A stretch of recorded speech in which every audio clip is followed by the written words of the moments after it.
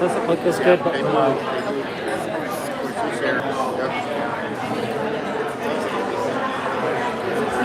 had a chance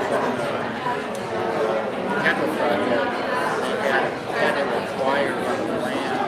So they worked with requirements that it was just an incredible opportunity project. Also for meeting bird habitat. Yeah.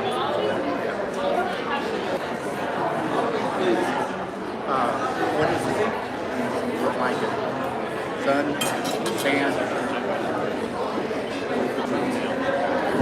That's sand. Sand.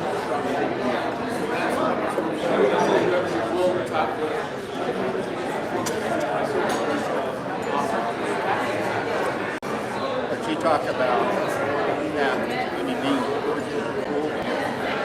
because it borders on a national forest. It will never be out bad. I mean, incredible.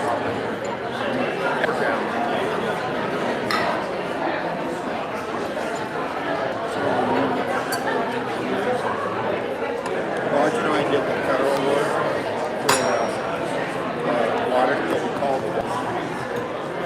local water districts.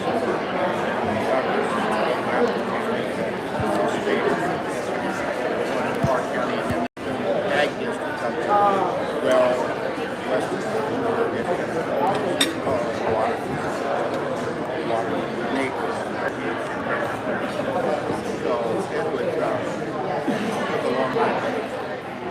I mean, driving through, looking at water, it's amazing what the luck we had last year. Everybody was just like dog out there. You're at the store.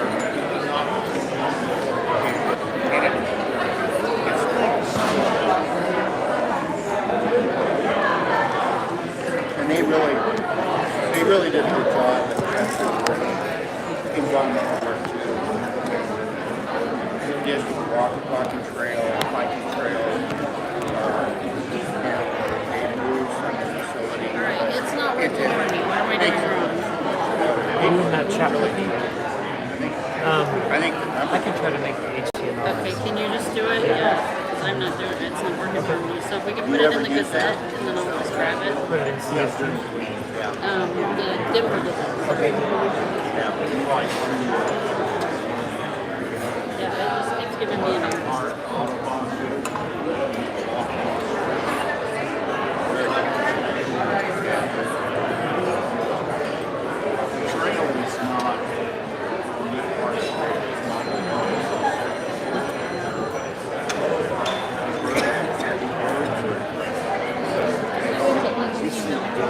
Yep.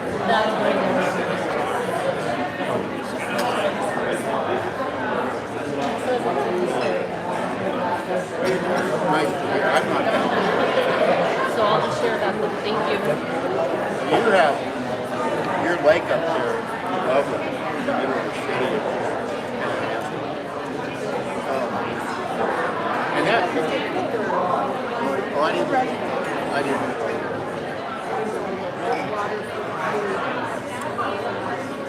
Now, but it's voting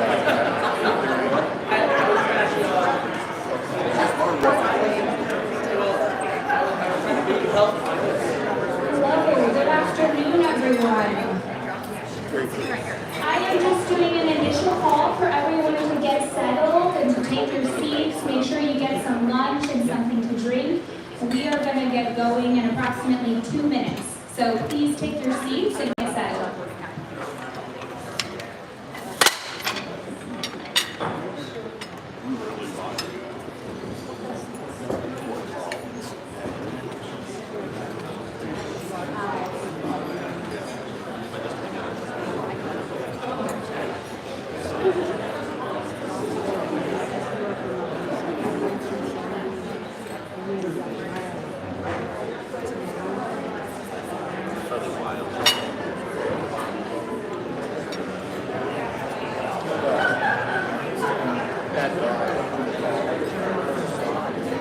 You live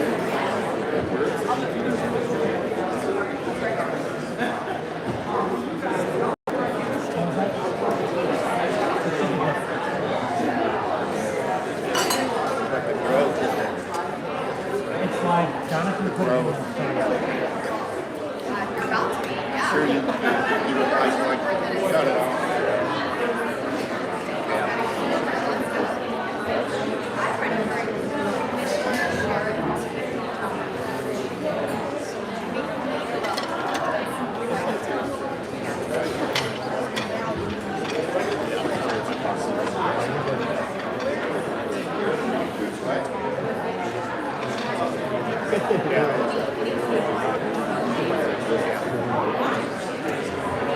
Yeah, that's why.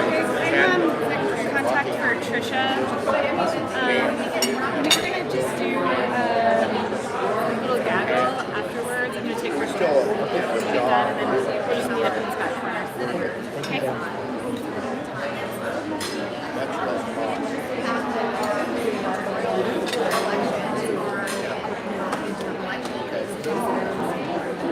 Oh, I didn't realize that. Now,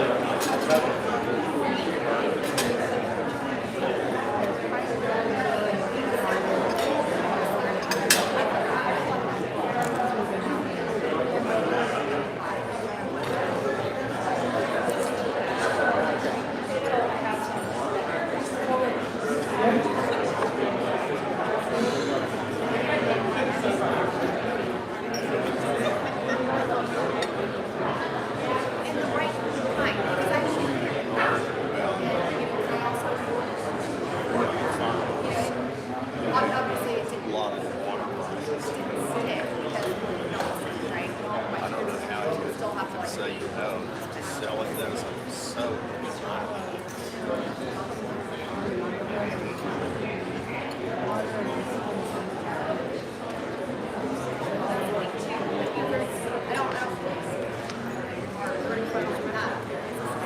now, is the city involved with any of the water projects?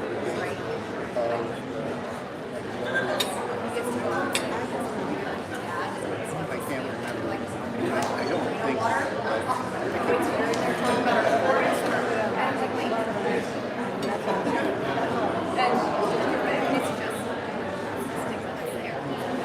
and I know that I think the water project do have a lot of ag use.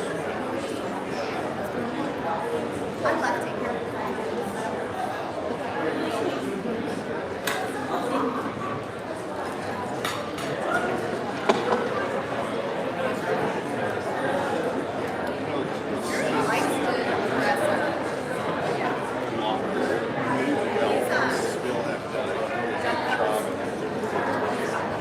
sort of manage.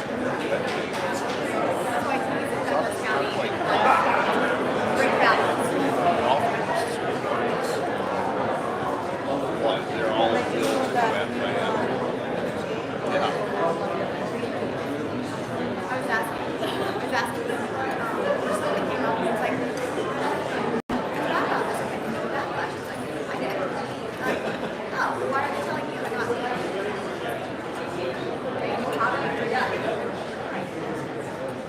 So is the Chatfield Jack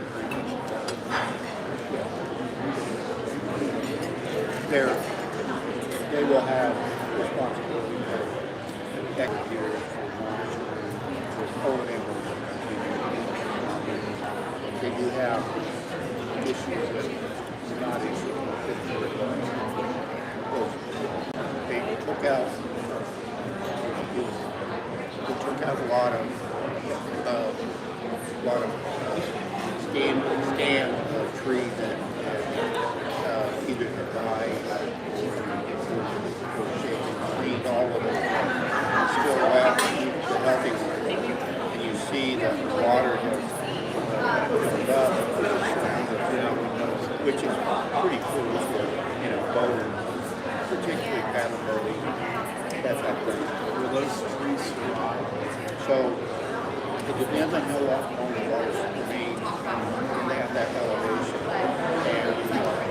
And if it starts dropping, they probably won't have a better chance to survive. So ideally it would be over there and drop in, and the trees turn survive.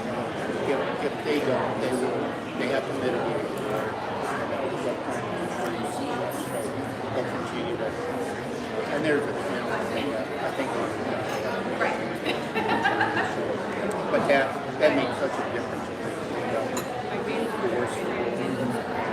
And he makes music really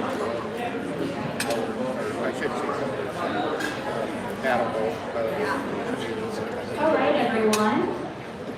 I'm going to give you a little bit of who the Douglas County EDC is today, who our partners are that we're here being joined with, and then we will go ahead and after that be joined by the owner of Ravenna to do some welcoming remarks. And then I will invite the candidates up to the stage and we will talk about a couple ground rules for today's debate. First of all, I'd like to welcome you all to the club at Ravenna in the 4th District.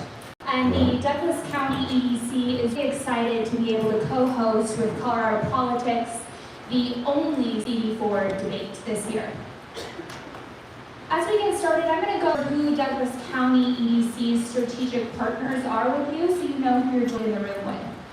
Douglas County, Dominion Water Sanitation, Sterling Ranch Development Company, Littleton Advent Health, Impact Commercial Real Estate, Brandon Companies, Excel Energy, First Bank, Brownstein Hyatt Barber Schreck, Highlands Ranch Community Association, Sterling Ranch Tab, Pomeroy Lodging, Children's Hospital Colorado, Core Electric, Facilities Contracting LLC, South Park Association, Sector Secure, the Club at Ravenna, and Douglas County School District. Those are our partners for today. I would like to welcome you all. Many of you think that we are actually in Jefferson County, but we are right on the other side of that line. And out here you can see that Lockheed Martin is right outside your doors and one of our largest employers. So here in Douglas County, we are excited to talk about 3 different target industries: aerospace, healthcare, and finance. And that's really what we'd like this debate to be centered around today, are business and economic issues that the constituents of Douglas County voting on here in November. That being said, I'd love to welcome Kevin to give a couple welcoming remarks to Ravenna. Thank you.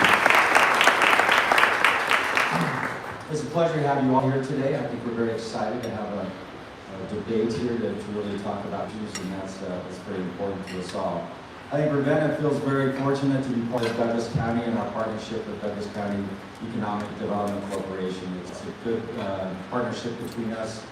We feel like Ravenna has added significantly to the business economic development just in Douglas County over the past 10 years. We've really tried to grow Ravenna from a very small development to one that's almost completely built out, and also to build out the Club of Ravenna. So we have a significant number of members we have that are even here today to witness the events, and we really feel like the partnership that we have in this county is spectacular. So again, on behalf of the Club of Ravenna, we're grateful that you're all here and hope you enjoy the event today. Thank you much.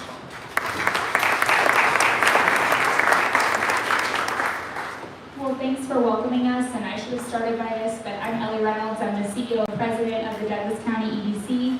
And that being said, I think I to get our candidates to get up here and get comfortable, and then once you get Kind of each in your position, I'll go over some of the ground rules for today.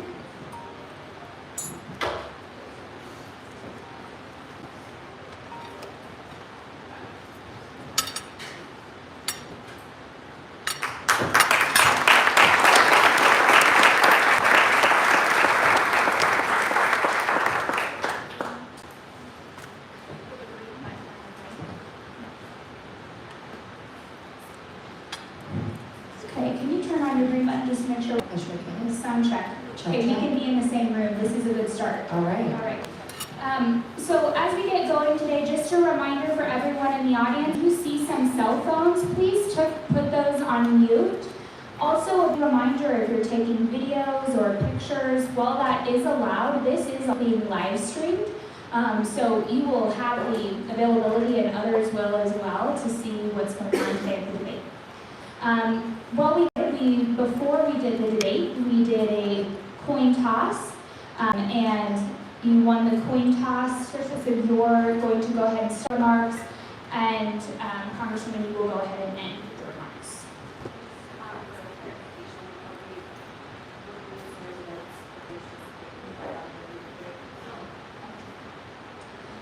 We'll check on that as well.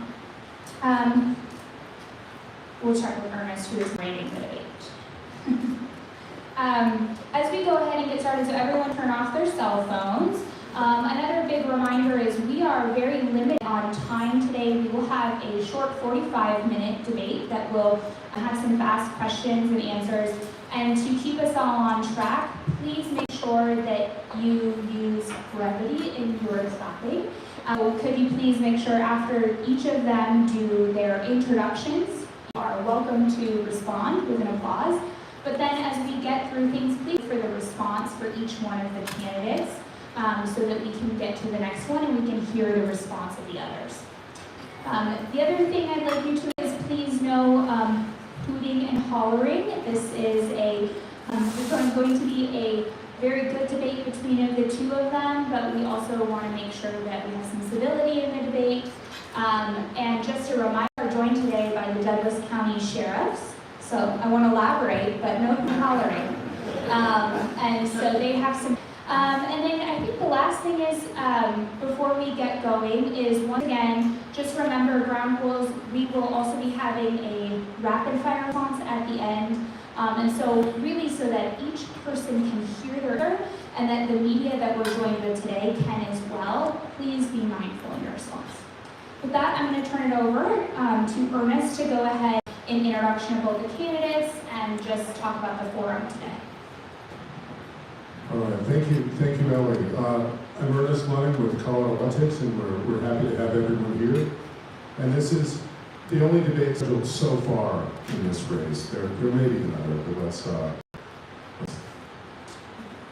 hope this one goes well.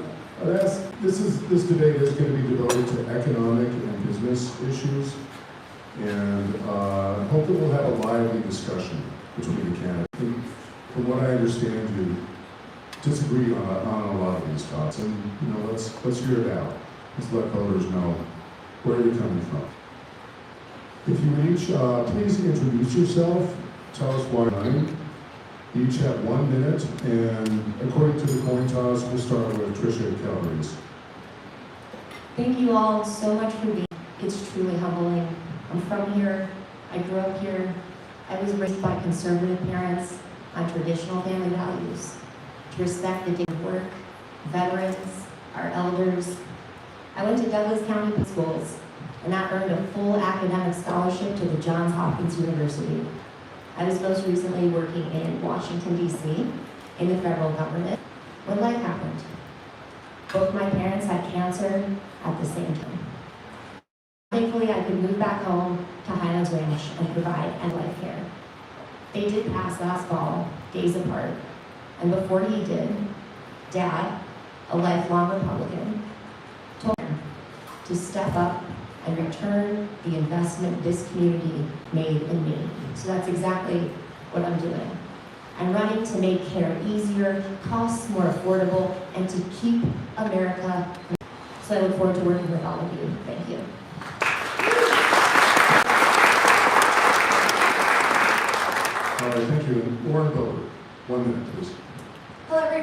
wonderful to be here in this lovely Littleton and Douglas County. Thank you so much, EDC, for putting this on. Thank you, Kevin and Don, for opening this facility to us. And thank you all so much for your dedication and passion, because ultimately that is what this is all about.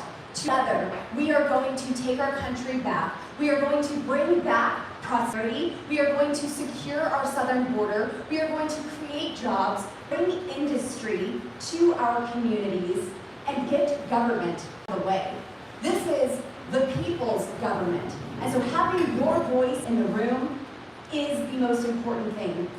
Now, I grew up in a Democrat household, but my mom believed a lie. She believed that you needed government to take care of your family. And when I started working at 15 years old, I saw with that first paycheck, first of all, I'm like this fucking guy. He's taking a lot of my money, he was salted fries with me. But I could do a better job taking care of myself than government ever had. And I'm here to prove that to you today. Thank you so much.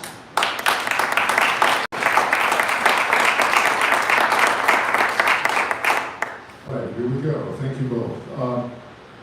For our questions here, we're going to give each candidate 90 seconds to respond, and then you'll each have 45 seconds if you'd like to respond back to what your opponent said. For the first question, we'll start with Lauren Boebert. This is a particularly pressing issue here in Douglas County and across Colorado. What can Congress housing both more affordable and more available in Colorado's 4th congressional district? I'd like you to keep, and the sponsors here ask that we keep in mind the existing water resources available here in Douglas County. So, I'm sure there will be other water questions that we'll be able to dive in deeper with that. But here in Douglas County, when it comes to water and housing development, it is the development that is our focus for water. But when it comes to affordable housing, it's important to get the federal government out of the way. We have increasing inflation.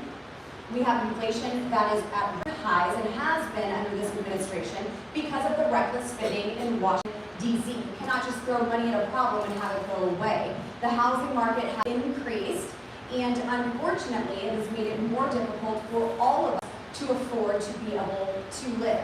There are many things that we can do to get out of the way and allow economic development, allow growth, allow businesses to have their companies here in our areas, their employees, and create prosperity for all. It does not work when the federal government comes in and controls our local communities, especially like the Harris campaign is now with price fixing. This is not something that helps us prosper. When it comes to affordable housing, I think there are great programs where the federal government can help in some areas. For instance, I'm a co-sponsor on Jonita's bill for our foresters and our firefighters. So we lease out those public lands on BLM and have that available to those who are taking care of our lands. thank you. Tricia, Calvarese, what can Congress do to make housing both available and more affordable in the district? Well, and towards the point of sustainable development, we cannot play games with our water. So the Congresswoman voted against a bipartisan bill that would have invested in our water infrastructure. And then she earmarked $10 million for special projects, and then she voted her own $10 million earmark. So I don't know where she stands on water, but I'll tell you what, I grew up here, I grew up drinking the water, haven't had a cavity in my life, thank you very much to the fluoride, and we want to keep it that way. We want to keep it pristine, and we want to make sure that we're our ag communities, right? I want to point to Sterling Ranch as an excellent example of housing innovation, where there are sustainable models to it. We need a federal champion for that, for the great work developers are already doing, and we need to cut red tape. But we have to get serious about it. You know, the American Rescue Plan, I'd like to point this out, learned the lessons from the Great Recession, when folks like you, Representative, lost their homes. 8 million people kept their homes thanks to the policies of this administration. So I think we need, of course, more housing. We want to get more folks into housing, but home ownership is at a high. I'm one of those, but the pressures of a mortgage and rising costs. But we have to have smart policies, and simply being, playing games, saying you voted for something but voting against it is not the way to actually do that.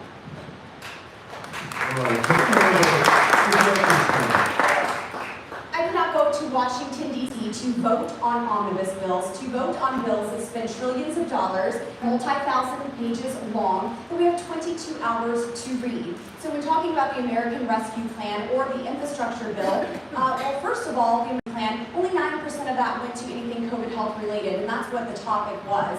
Infrastructure bill, $1.2 trillion, only 9% actually went towards infrastructure. Now, have I fought for and advocated for spending here and there? Absolutely. And local stakeholders will argue that the funding would not arrive had I not put in the work to ensure that it was a part of the legislation. Now, it's not up to me how that final bill comes up for passage. I will not put my yes vote to an omnibus bill or something that is not single subject. What was up to you though?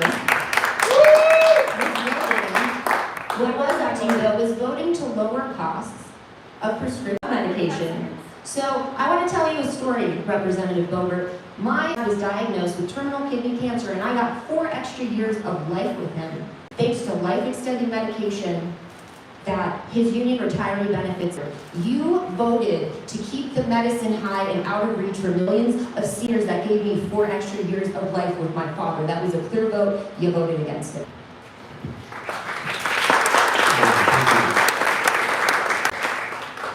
Question number 2 here. Federal Reserve Chairman Jerome Powell last month that the U.S. economy has managed to achieve a soft landing with the Fed's policies, bringing down post-pandemic inflation, causing a recession or high unemployment. The economy even grew at a respective 3% annual rate in the last quarter. But Americans are not feeling it. Tricia Calvarese, we'll start with you. What can lawmakers do this year and the next Congress so consumers feel as good about the economy as the economists do? This is an excellent question, and indeed the economist said it itself. A soft landing seemed almost impossible, and here we are. From inflation where it was over 7% now down to 3%. Now, how did we get here? How did we get here? The pandemic made it crystal clear the consequence of decades of offshoring and outsourcing our manufacturing and innovation base. So, we could see when those supply chains stalled, the consequences in our costs. We reshored a lot, making a lot of progress, exactly like Ernest said, but we have a long way to go. We need to make it in America, invent it in America, discover it in America. That's what the CHIPS and Science Act is aiming to do, passed with bipartisan support. I was on a farm just a couple days ago, and this farmer shows me his the pesticides, $15,000, and it's made in China. You're telling me in the AI era that we can't innovate, that we better chemicals, that we can't make them here, manufacture them here? That's going to help farmer grow more food. That's going to drive down the cost of food. That's going to make it better and easier for everyone. We also need that infrastructure. I don't know if you've been out in the Eastern Plains, but we want to build the connections and the networks so that people can prosper. That includes in 2024 getting internet everywhere in Colorado. Folks have access to the economy so that they can be, they can access. We also need to stop the conglomerates from price fixing with algorithms, as we're seeing in ag. Thank you. Lauren Boebert, 90 seconds. What can lawmakers and Congress do so that consumers feel as good about the economy as economists? The best thing that lawmakers in Washington D.C. do is stop spending your money. You are all taxed on everything, double taxed and triple taxed, and that money is spent at the blink of an eye. Things are rubber stamped in Washington, D.C. on a regular basis. $1 trillion is nothing for a piece of legislation to go through both chambers and to be signed by Joe Biden when he can find his pen. We use it more often. But that ultimately is the biggest problem that we are facing. Every 100 days, our national debt increases by $1 trillion. I have been opposed to debt spending at every turn. Over and over again, we see legislation come where we are borrowing more money from China in the name of our allies. It is immoral and unsustainable to continue this rate of spending and not focus on our debt. I'm ready for Congress to actually do its job, have a budget that balances, and that's why I've introduced a balanced budget amendment, and to live means. The taxpayer are not the federal government's credit card. They can just continually max out and then print more money when we're out of it. There is so much that we can do to prosper economically in every community if the federal government would get their spending under control. Thank you. Just Calvarese. If you were so worried about the debt, why were you at the vote? You missed it. You weren't there. So that's, point 1 and 2. For every dollar that we're seeing spent on the Inflation Reduction Act in public money, $5 to $6 of private capital is following. This is the kind of investments we need for America to lead in a very competitive global environment.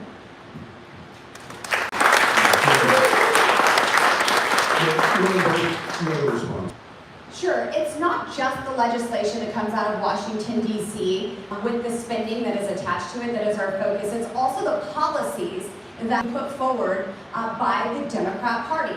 Now, they were in the majority through when I first was elected. They've had the Senate and the White House in the following year and a half. And it's also the policies that are devastating us. The red tape, regulations, even with our energy industry, that is literally regulating our communities in poverty, or the wide open southern border, where we are defunding those folks who work for our local governments in cities like Denver to house illegal aliens. Your money is being spent in places that it has been spent, and I want to be a good steward of that.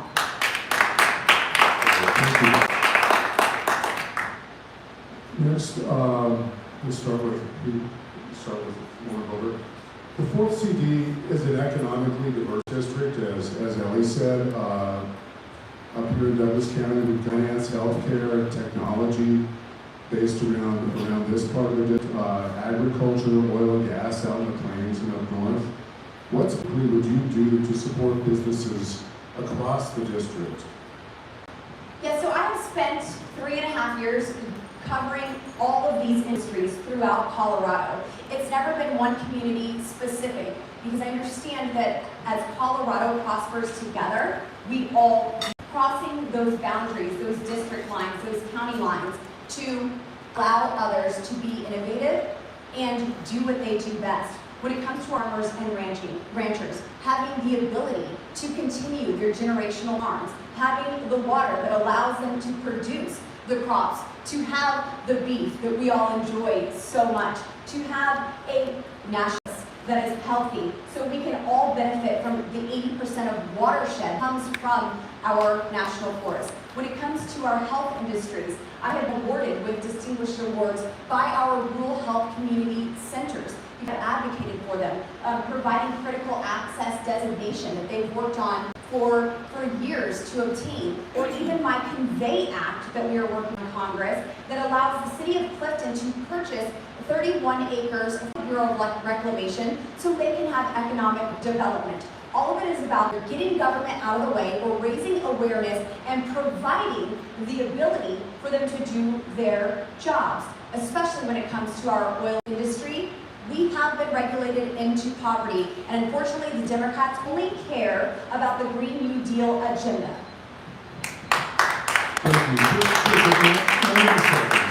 What would you do to support the variety of industries across the district? Well, I'm listening to folks and hearing their needs directly. Like I said, I was just on a farm a couple days ago, and I didn't realize that small and medium farms are required to measure literally every ounce of cow, of cow poop. And then they have to report back to the EPA. Seems a little excessive. I made a couple, calls to friends who've worked on farm bills before, and they were saying, yeah, that's extra red tape. So I'm meeting people where they are, and I'm hearing from them. I'm not running for a political agenda or for myself. I am running for the people. For the people. So I'm hearing from them. I want to inspire the next generation of entrepreneurs, though, in Douglas County. And the work that the economic development is pretty impressive, frankly. I think that there's a lot of potential for our aerospace, for AI, for quantum. And there's federal investments already working in Colorado. I want to make sure those are coming to our district. And I used to work at the National Science Foundation. We were awarded a climate hub in Wyoming. The deadline is today, but there's funding right now. If you have a climate tech startup, it's available. You just need to apply. So also be it and that representative to the resources that already exist to help our farmers, to help our ranchers, to help our entrepreneurs, to help our employers and our developers. They're out there. We just need somebody willing to roll up their sleeves, do the work, and bring those parts together. It's really about partnership.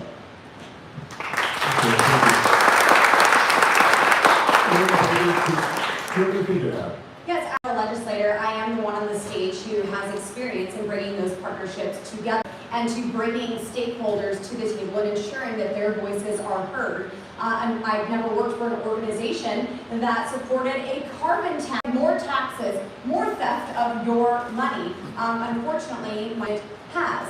And if we're going to talk about the red tape in the EPA, the real issue to address is the EPA itself, and to minimize that or defund it altogether, because that is the biggest hindrance our farmers and ranchers, our oil and gas workers, our outfitters face on a regular basis. It is the regulation of bureaucrats. And I want Congress to do their job to legislate and appropriate and not pass the buck to the bureaucrats like Democrats like to do. Okay, thank you. Calvarese, I bet you've got something to say about that. How can you for partnerships when your answer to everything is to defund it, to cancel it, shut the government if you don't get your way? That's not my kind of partnership. I like to get things done.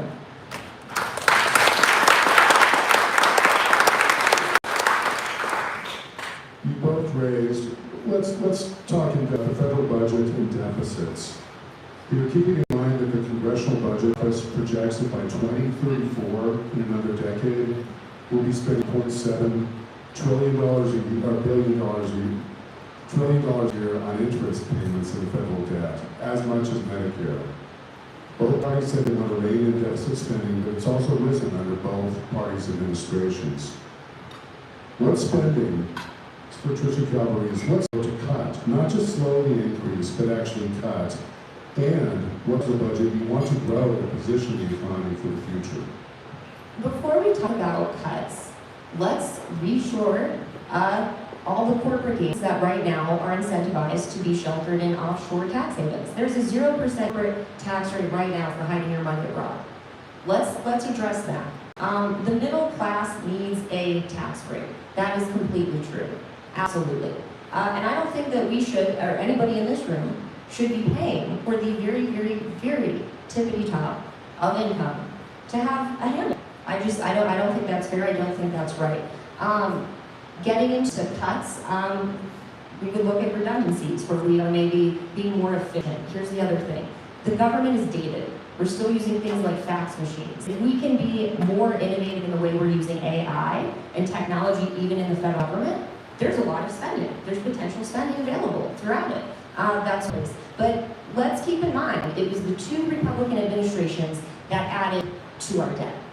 We were actually on track to pay it down.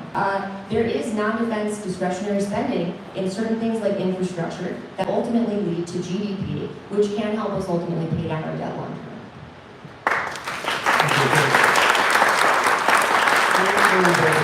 What parts of federal spending would you cut?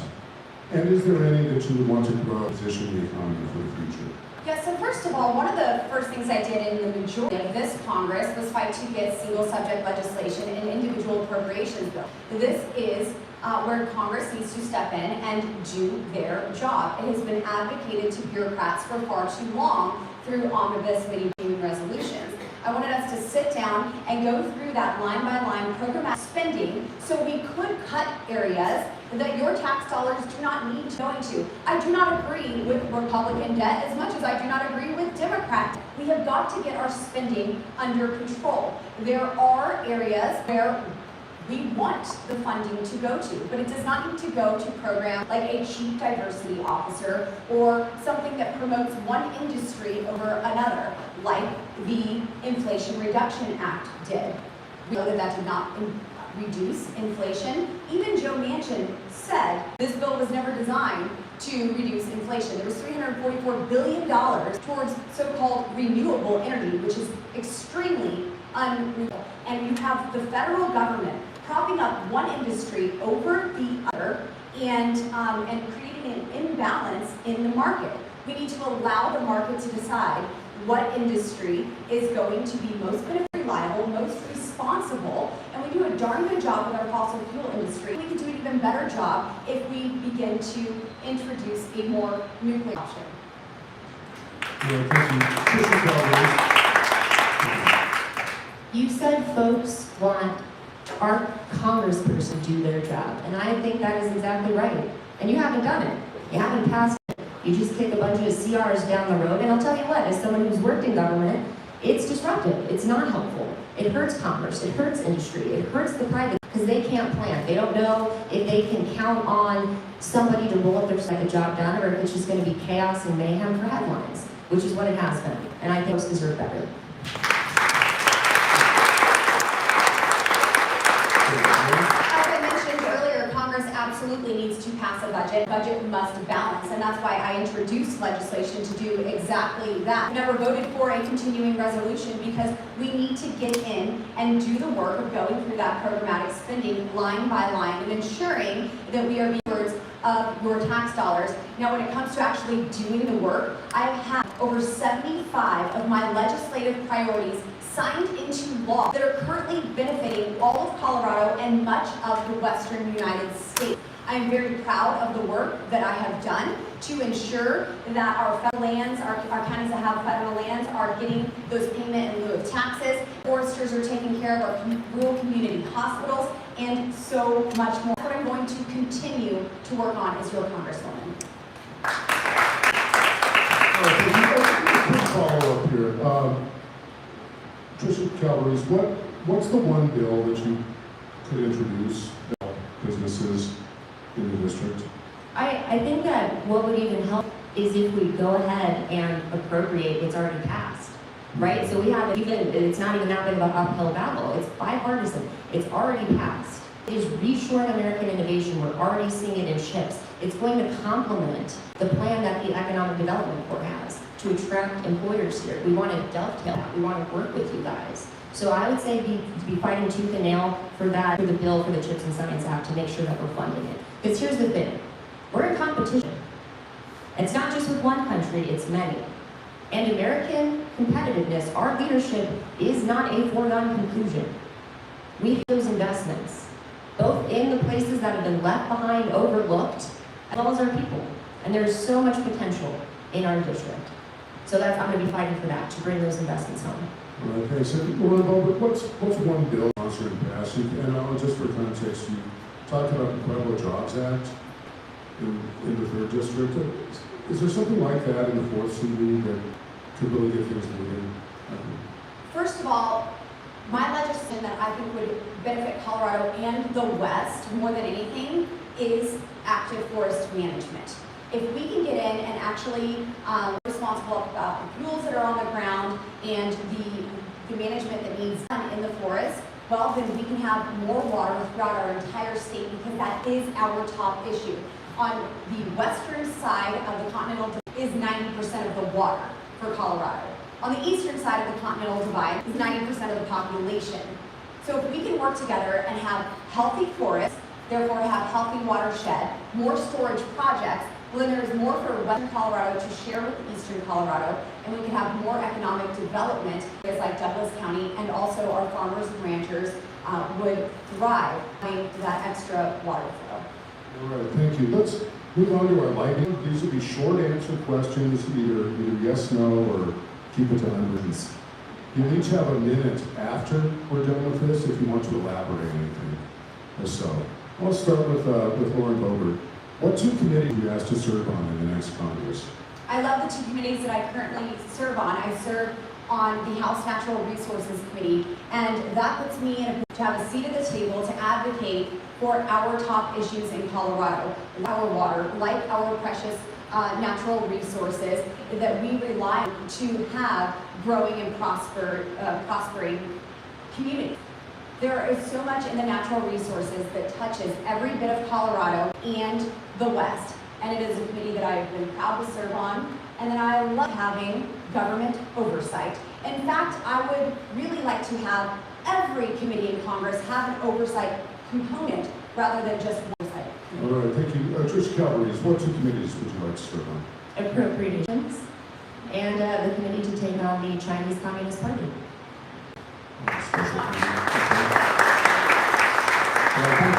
Three real committees, that's not a committee.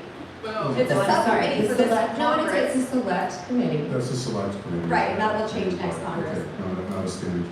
Let's move on. Tricia, do you have a favorite economist or economic thinker you look to help make sense of economic issues? I used to, David Silvers. I had the honor of working with him at the AFL-CIO. He's been doing a lot of great work of how do you lift up the middle class. Okay. Laura Boebert? Well, it certainly is not someone who's a union, but my biggest economists that I look to are the business owners that I represent. That is who I go to. I have been a small business owner. I have signed both sides of the check. I understand how government coming in and taxing and overregulating and creating fees that are unnecessary burdens small businesses. And so the greatest voice to have on economics is the business owner, locals in the community. All right, thank you. So the AFL-CIO is not a union, it is a federation of unions, and it works very closely with businesses. Unions want business, and in fact, they just did a partnership with Microsoft. So I want to, again, partnership. I want to bring people to the table for excellent jobs and economic prosperity for everyone in this room and beyond.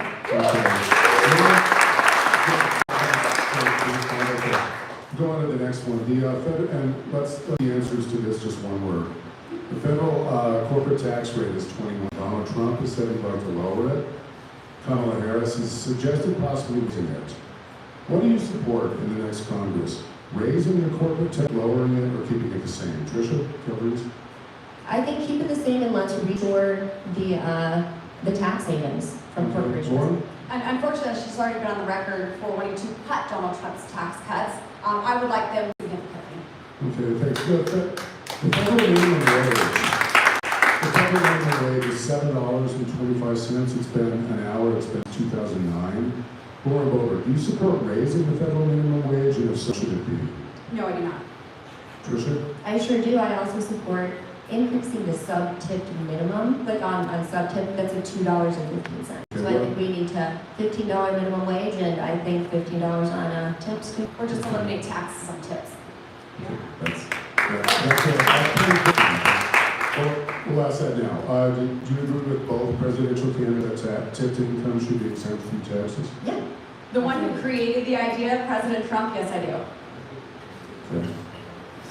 I was a good idea, regardless of where it came from, and I was honored to work for a Trump appointee. All right. Tricia, do you support replacing any part of Social Security's guaranteed benefits with individual investment accounts? I do not. Lauren, no. Okay. Lauren, do you support enabling Medicare to mediate lower drug prices for individuals in private plans in addition to seniors? There should always be negotiation that is working. I'm not for price fixing. Okay. You literally voted against the bill, like exactly what he's I'm asking sure the about. bill is perfect in its form. I would absolutely support it. I have access to life-extending medication. I can afford it just like my dad did.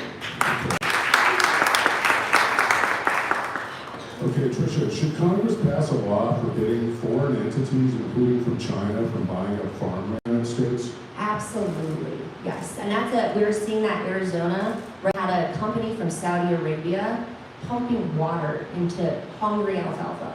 That hurts us as an upwater state, you bet. Okay, Lauren Boebert. Yes, I do oppose China and any of our foreign adversaries purchasing our farmlands, especially around military bases. Okay, that's, Lauren, can you name a Democratic member of Congress that you work with? This is going to shock some. Congressman Jamie Raskin. He's a ranking member on the Oversight Committee, and he and I have a very good personal rapport and are working together, actually currently to bring forward my ZIP bill that I would love to talk about more later, to bring that before the Oversight and have bipartisan support on it and get it all the way through. Okay, thank you. And Tricia, is there a Republican member of Congress that you think you can work well with? I actually really Ken Buck. I think he was doing very important work, especially on taking on tech. Okay. All right, we'll get back to a question here. The Trump tax cuts for individual payers will expire at the end of next year if Congress does nothing. Would you vote to reduce cuts or to revise them? And if you want to extend any of them, how do you pay for it? What are the offsets in the budget? Let's go with Tricia Calvarese first. It's right, like there's some pieces, if it's helping our businesses and we can offset it, absolutely, we can extend those. But the middle class needs a tax break. The middle class needs, I also, one thing I can tell you I do support, which I know J.D. Vance has supported, Kamala Harris has supported it, child tax credit. It is one of the best ways to end child poverty and gives everybody a break. A lot of folks in the middle class, so that's something that I'm fighting for. Lauren Boebert, would you vote to extend Trump tax cuts for individual ratepayers?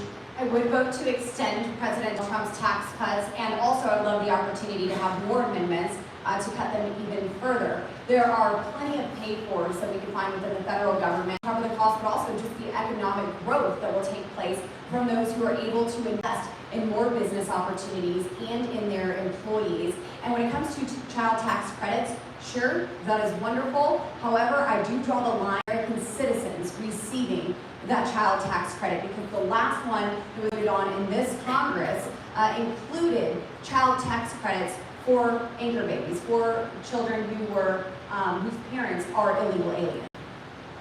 Okay, thanks. Tricia Calvarese, do you have a response to that? If you're going to take care of folks, like what about our veterans, Lauren? Because you're talking about lots of cuts and how to pay for things. I think if you're going to first, you can't put veterans last. So I do just want to point out that you voted against care for veterans exposed to cancer-causing toxins and burn pits during war.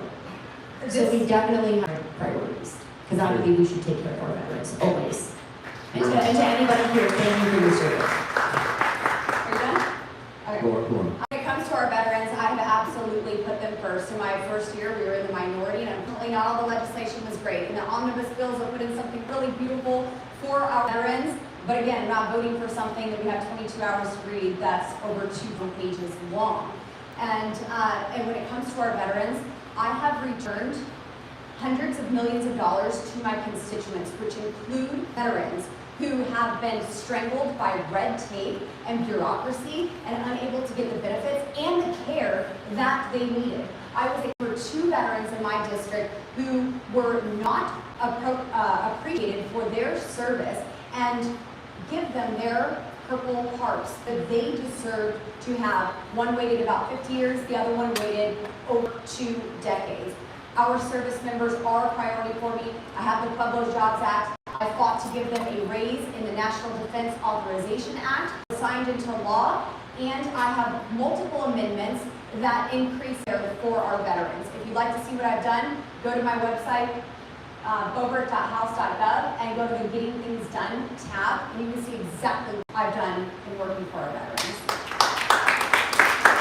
All right. The folks in this room are not, they're not foolish. I'm not spending $1 billion forever because we couldn't get a couple pieces of language right in legislation. Just because a bill is on the floor does not make it the only option. I thought that so we could have amendments on the House floor. When that bill first came up, I was in the minority, and amendments were on the House floor. I could not give a Colorado voice to the men and women who have served in our military on that legislation. Because that was we were not allowed to legislation. What about cuts to the VA? You proposed significant cuts to the VA that would hurt veterans, caregivers, their families. It would hurt homeless vets. It would hurt telehealth for vets. Here and tell us that you voted against one bill that you have somehow for veterans. No, thank you. There are many things that we can reform and get within the federal government and our legislation and our spending. How about you go and actually speak to a veteran and ask them how difficult it is to get the care when the VA has $40 billion a year in their annual budget, and see how difficult it is. Fortunately, we have Democrats that we are fighting on a regular basis who want universal health care, who want a single payer system. Well, ask the federal government ask the veteran how good the federal government is at taking care of their health needs. They get in the way more than anything, and we need to bring choice back to our veterans so they can go to the doctor of their choice, the clinic, the hospital of their choice, and receive the care that they need without being on waiting lists, without even having to call their member of Congress to cut through all of that just to be seen. great. Those are all things that Representative Boebert benefited have her own medical emergency, right? You got to telehealth the doctor, you got to go into a hospital on a road that worked. Why shouldn't our veterans have the same? All right. So I'm fighting for that, Let's move on to we're in time for our last question. Something over 58 million people received Social Security benefits at the end of last year.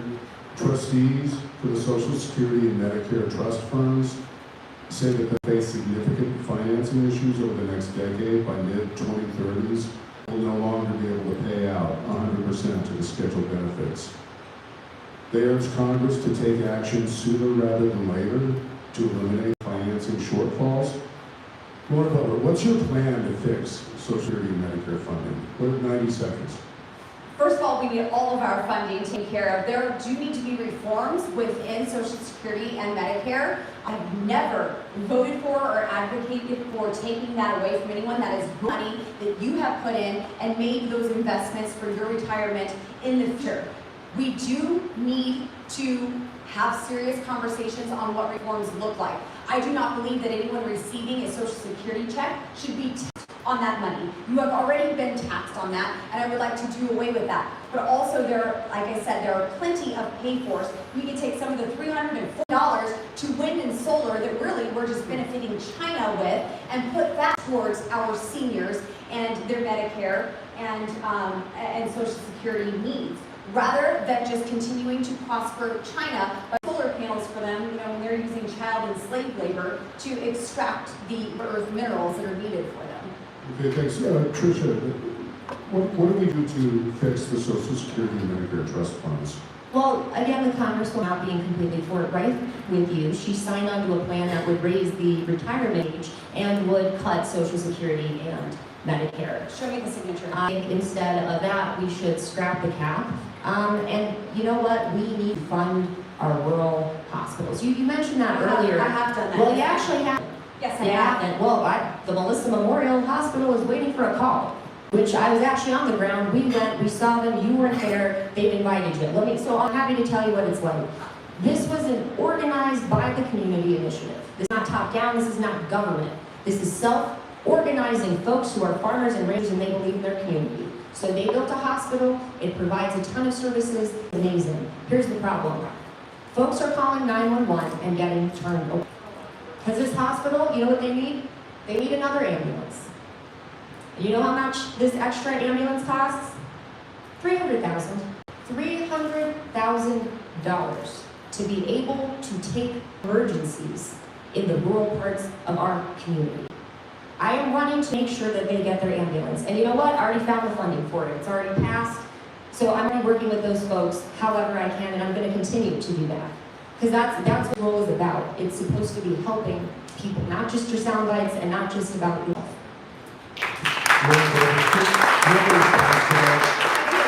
So I've secured tens of millions of dollars for our rural health community hospitals in Colorado. I've done that as the sitting member of Congress through the appropriations process to ensure that they are getting the monies that they need and deserve. If we want to be able to enable our communities to afford an ambulance or a fire engine, well then bring back good paying American oil and gas jobs. Because in Garfield County, I saw the fire departments being built, the hospitals being built, the colleges being built, the roads being maintained, and we were regulated out. Fire stations were overbuilt. They bought too many engines because there were those revenues come in from the oil and gas industries until Democrats forced them out of our state, and now we have fire departments who are selling their engines because they could no longer afford them. We kicked out the good paying jobs that was providing them and our communities with that first responder service. All right, thank you. Tricia, So the Inflation Reduction Act has a ton of potential to bring excellent, high-paid, quality jobs to our district. And in fact, talk about gas, there's tons of pipeline that we need to replace right now. It's leaking left and right. Those are also excellent quality jobs. We just need somebody, again, who's willing to roll up these and actually make some progress happen and get work done. Great, thank you. Yes, folks, you've been applauding throughout a little bit, but let's give both of the candidates a big round of applause.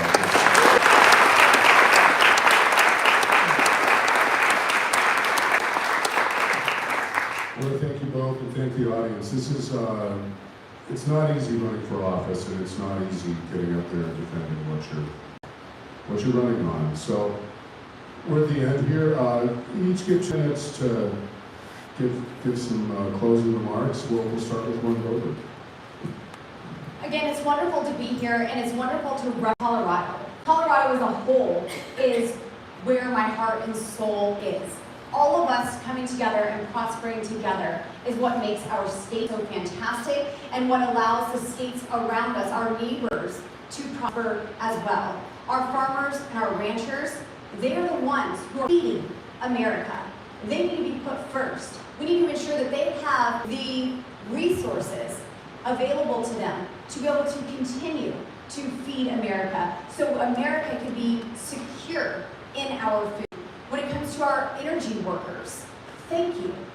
The energy that is provided here in Colorado and what could be provided even more is so beneficial to everyone. We could literally export freedom to our allies with our clean liquefied natural gas, rather than relying on China, who uses child and slave labor to bring in solar panels of our agricultural land. In every area, I'm advocating for you, whether it's in the suburbs or out in the plains, whether it's in our national forests or down by the river. Each and every day, I am finding creative ways to meet with stakeholders, to bring in the experts, and to draft legislation that will benefit. The legislation that I've introduced has largely been bipartisan. The bills that I have passed through the House and even signed into law, my Pueblo Jobs Act, have been bipartisan. I have had over 80 amendments on the House floor because I fought to open that up to give a Colorado voice to the things that are going on in Washington, D.C. Those have overwhelmingly been bipartisan. I will continue to work for you, for Colorado. It's an honor to be your voice in Washington, D.C., where so many people want you at the bottom of the totem pole. I'm going to lift you up.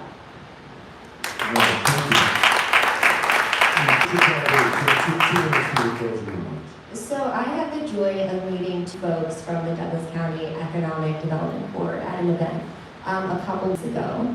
And between the three of us, we represent the Highlands Ranch High School classes of 2000, 2005, and 2015. And Lord, you might not know that, that's a public school up the street. I am aiming for the class of 2025 and beyond, that there are opportunities for college that are accessible and affordable. And here's the thing, there is no traditional four-year college or university in all of Colorado for it. So I'm also running to create those pathways into the middle class starting from high school. Both traditional trades into IBEW, they have an amazing apprenticeship program. It's earn while you learn. You don't take on any debt, you become an electrician, and then you can go to Metro State on top of it for free. Those are what we need, that's what we need now to build the industries of the future. So traditional trades, industries of the future, and bringing partners together, because that's how you create an entrepreneurial ecosystem, is where you have that skill, that educational opportunities, and a federal partner fighting for you. Now, we've heard Lauren Boebert talk a lot about herself in this debate. I'm not running for myself. I am running for firefighters, for teachers, for care workers. For care workers like the woman who was there through my parents' care. They should be able to raise their family, for housing, to drive costs down, and to keep America competitive. Sincerely, American innovation has inspired the world over, right? There's nothing that we can't. So I'm so excited to work with all of you for the future. And there's so many people in this room right now who just have been with me through this whole journey. I just want to acknowledge you all. Thank you so much for confirming the values I was raised on. That ordinary people can rise in the face of adversity, that we can choose freedom over fear and unity over fear. So thank you all. Thank you to Rebecca for hosting us at Economic Development Board, Ernest, to the Free Press Center as well. Thank you all so much. And thank you, Representative Boebert.